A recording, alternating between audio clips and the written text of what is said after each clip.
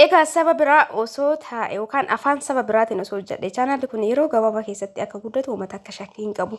Garuu waan irraa beekurraa saba kiyyaaf dabarsuun barbaada. Akkasumallee mootuu obboleeyyan kiyya hunda keessaniifuu jechuudha. Homaa rakkoon hin jiru ammallee inshaallah ni guddata. Isin laalaa laayik gochuu hin dagatina. Namni keenya gara dhugaa dubbachuuf waliin jajjabeessu gara guddinaa kanarratti gara hojii kanarratti waliin jajjabeessu alaa kulli yaali. Ani ni hojjedha wanta wajjadha jedhee yaade inshaallah chaanaalli ni guddata.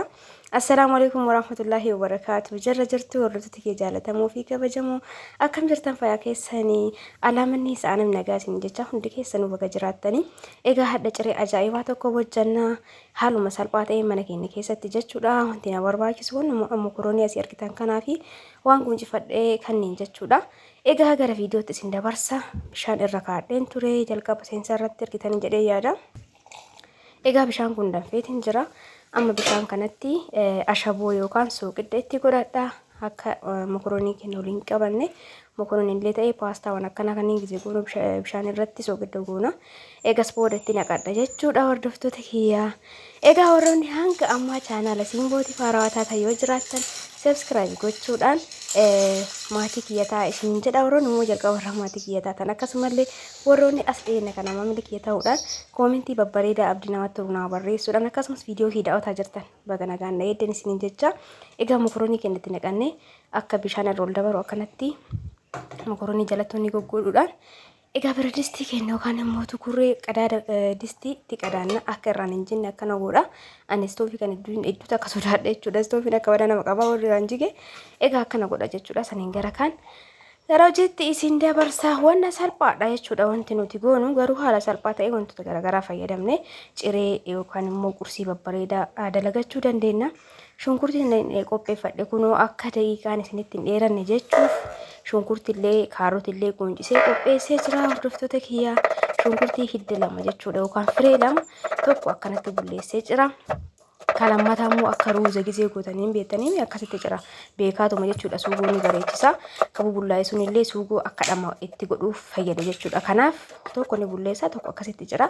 Itti aansee kaarotii kanallee akkana baqasuudhaan yogguu barbaade wanni isaa akka keessaa san keessaa baasuu dandeenya muka isaa yookaan akkasitti illee wajjin goone rakkoon qabu waan keessaa baasee isinitti agarsiisa. Tariitii akkasitti illee goone rakkoo takka hin qabu jechuudha hordoftoota kiyyaa. Haaluma salphaate ciree hedduu akka namatti tolu waliin kan qopheessinu ta'a. Warroonni viidiyoo garaagaraa na gaafattan inshaallah isiniif hojjedha. Akkasumallee mootu akkuma tanaan durallee isiniin jedhaa ture viidiyoo isin na gaafattan keessa wanti ani mana hin qabne yoo ta'e haga waan sanii qopheeffadhu obsaa isiniin jedha. Egaa akkana gooneen booda ni bulleessine ciranna firee tokko akkuma argitan san firee lama quuncisee tokko akkanatti cirra jechuudha. Suugoo keenya hedduu akka bareechisa akkana godhuuni wanta kamuu gisee gootan waan akka suugoo gootan kaarotiitti makadha. Kaarotii kanallee yoo tokkotti gootan walakkaa isaa bulleessanii cirtanii walakkaa isaa akkanatti yoo gootan suugoo bareechisa jechuudha. Haala kanaan kana ni ciccira. Egaa ni argitan jedheeti yaada. Egaa kana godheen booda tokko walakkaa isaa kana mootu ni bulleessa jechuudha. Egaa kan bulleessu kun suugoon isaa akka dhama godhatuuf ni gargaara yookaan immoo akka suugoon hin goggonne jechuudha. Baay'ee takka bareechisa ni mi'aalle akkanatti gisee godhanii kan jabaatu sunis akkasuma bareeda jechuudha. Kaarotii kana bakka lama gosa lamatti ciree akkuma argaa jirtan kana kan fakkii kan jajjabeessee gisee takkatti naqa garuu suugoo hedduu takka bareechisa waan kamuu gisee gootan kan bullaa'e kun suugoo akka dhametti godhuuf itti aansee qullubbii adiin diqqoodha garuu haa taatu keessaan dhabamini. Kanaafis illee baay'ee bulleessuu hin barbaadu. Haaluma kanaan diqqoo godhee ni bulleessa jechuudha. Haga takka akkuma shunkurtii cireechuun danda'ama. Rakkoo hin qabu hordoftoota kiyyaa. Egaa itti aansee mootu timaatima kana irraa quuncisee ciccira isallee suugoo gisee goonu tariitii faqachuu dandeenya. Garuu ani haala kanaan dalagaa har'a haala salphaa ta'een ciree bareeda takka waliin dalagna. Akkan isin jedha hordoftoota kiyyaa. Egaa viidiyoo kee gisee daawwattan wanti namni tokko waan hojjetu kamirratti waan dubbatu irrattis ta'e waan hojjetu irratti hanqina ofii nama san caalaa nama daawwatutu arga jechuudha. Kanaaf hanqinni yoo jiraate naaf himaa wanti sirreessuu qabu yoo jiraate naaf himaa isiniin jedhee haala keessan barreessu isinitti haa baratu laaltanii yoo geessitan laayikii godha. Laayikii gochuun immoo takka isin irraa hir'atu. Ana har'a laayikii osoo kuma tokko laayikii am fakkeenyaaf viidiyoon kun 5,000 ilaalamee laayikii 5,000 osoo qabaatee ana wanti irraa argadhu hin jiru jechuudha. Ammatti maaliif na fayyadare laayik godhaa kan jedhuuf haala kanaan qopheeffannee jirra. Amma gara mokoroonii keenya kanatti ni ilaalla. Maaliif laayikiin barbaachisa? Yoo akkuma ilaaltanii baatanii isin marti laayikii gootan viidiyoo kiyya osoo kadhaan qabaanne ufumaa yuutuubiin sheerii naa godha jechuudha. Kana jechuun viidiyoon kiyya nama hedduu bira akka gahu naa facaasa jechuudha yuutuubiin kanuma jechuudha. Faayidaan laayikii kanaaf laayikii dagatina. Egaa hin booda bishaan qorraa kana itti naqnee bishaan durallee osoo keessa jiru maatarraa qorraa itti naqnee garraan buusnee hin booda jechuudha. Inni waliin qabanneeti. San booda dhimbiiba yookaan maaxalaa keessan irratti ni dhimbiibdanii tirii beekaatuma jalaan kaa'ee maaliif egaa kana godheen booda gara dabarsuu waan hedduuf tirii irratti dhimbiibee bishaan isaa egaa akkuma argaa jirtan kana kunoo bishaan isaa kana fakkaata. Egaa kana gooneen booda keessa akkanatti bishaan akka gadi jeelaan ba'u goonee gara suugootti dabarra jechuudha. Ani gise kaamu maxbashaa qullaa irra kaayatee editii bira distillee qullaa irra kaayee eegisiin ho'iteen booda yookaan ho'iteen booda zayitiitti godha. Egaa viidiyoo darbe keessatti namni na gaafattan obboleeyyan tiyya maaliif jalqaba bira distii duwwaa irra teettaa jettan ni mi'aa haala kanaan gisee hojjettan akka filannoo abbaati ni mi'aallee yeroo lee ni qusata jechuudha. Shunkurtii zayitii daffattee yoo naqxee hooma san bilchaattee yeroo hin fudhatu jechuudha. Egaa kanatti inni bishaan zayitiin naqeen booda shunkurtii biyyatti naqadha. Kanaaf warra akkasitti na gaafattan viidiyoo darbe keessatti maaliif akkas godhu jettan tokkoffaa ni mi'aawaa hojjetu sana keessatti ni hedduu mi'aawaa itti aansee mootu yeroo illee sirraa fudhatu jechuudha.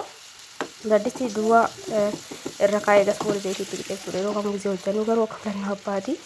Egaa kana godheen booda shunkurtiin keenya takka bilchaatteen booda kanatti akkuma argaa jirtan kana har'a viidiyoo kana gisee waraabu bilbila kiyya gisee hedduu kuffisee oolu jechuudha. Viidiyoo kana keessatti ni argitan jedhee yaada.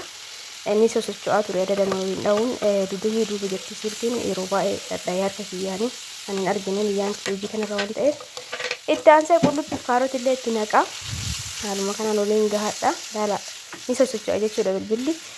Ceekuun kiyyaan tuqaa jiraatti fakkaate garuu amma argi gisee sagalee irratti hidhu yeroo sanitti ani hojii irratti xiyyeeffannoon kiyya waan ta'eef ilaalle isiniin jedha hordoftoota kiyyaa uf duuba kaayee waan ta'eef tuqaa ture hin agarre jechuudha. Na jalaa fuftee oolte egaa haayilii ni qabattootiin egaa kanatti bilcheessiniin booda shunkurtii fi kaarootiin sirriitti egaa bilchaateen booda timaatiin itti godhuu qabnu.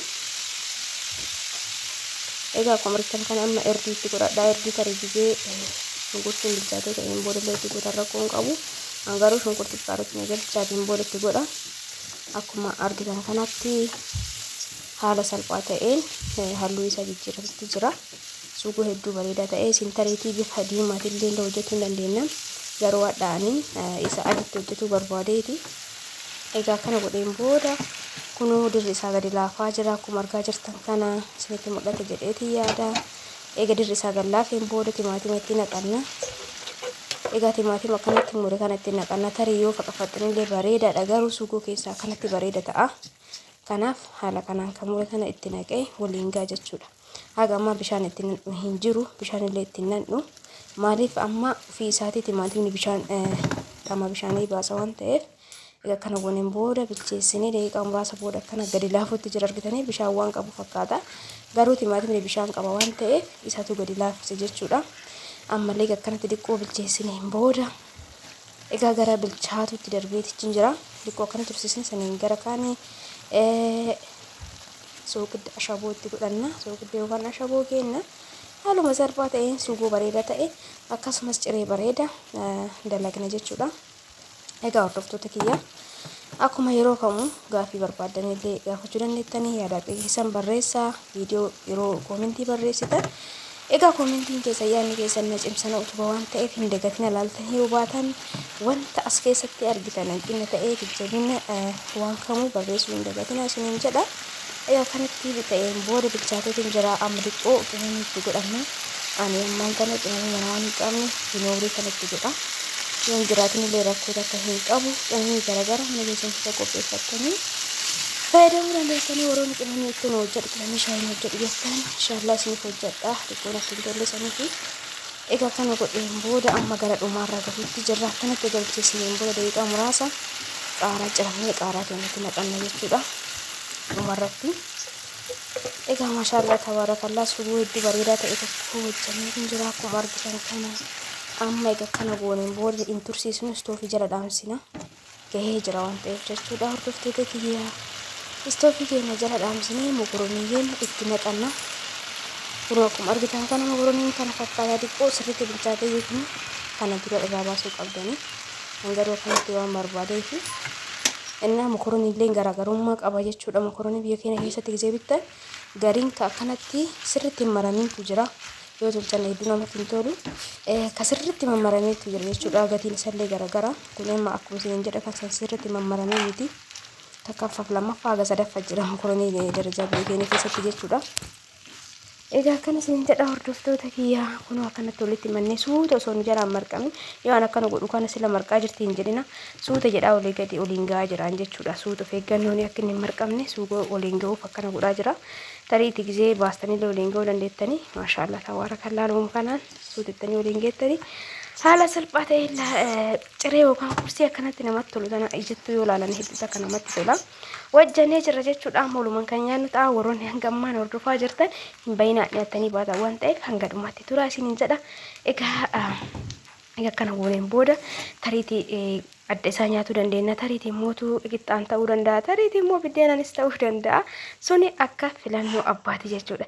Egaa ani biddeenaan dhiyeessaadha. Akkuma argaa jirtan kana bilbila xiqqoo irratti ifee jira. Egaa akkana gooneen booda baasnee maashaallah tabaarakallah isiniin jedha haaluma salphaa ta'een. Qursii hedduu takka namatti tolu dhiyeeffanneetiin jirra isiniin jedha hordoftoota kiyyaa. Egaa viidiyoon kiyya kana hanga ammaa ilaaltan kana fakkaata. Yoo isinitti tole laayikii sheerii gochuu hin dagatina. Egaa hiriyoota keessaniif sheerii nama 2-3 sheerii hoggotan waan guddaadha. Akkan isiniin jedha hordoftoota kiyya viidiyoo biraatiin walitti deebina hangasitti hundi keessanuu bakkuma jirtanitti horaa bulaa isiniin jedha. Hedduu takka isin jaaladha isin kabajaa mara keessanuu jechuudha mara keessanuu bakkuma jirtanitti. Nageenyi kiyya isin bira haa jiraatu isiniin jecha viidiyoo biraatiin wal argina hangasittuu horaa bulaa isiniin jedha.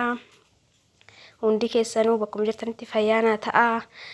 Hojii qabdan irratti jabaadhaa hojjedhaa hojiin tuffatinaa kun dhaamsa kiyya yeroo kamiitu namni hojii tuffatu gaarii miti. Kanaaf hojii qabdan irratti sirriitti xiyyeeffadhaa hojjedhaa isiniin jedha yeroo biraa wal argina baay'ee.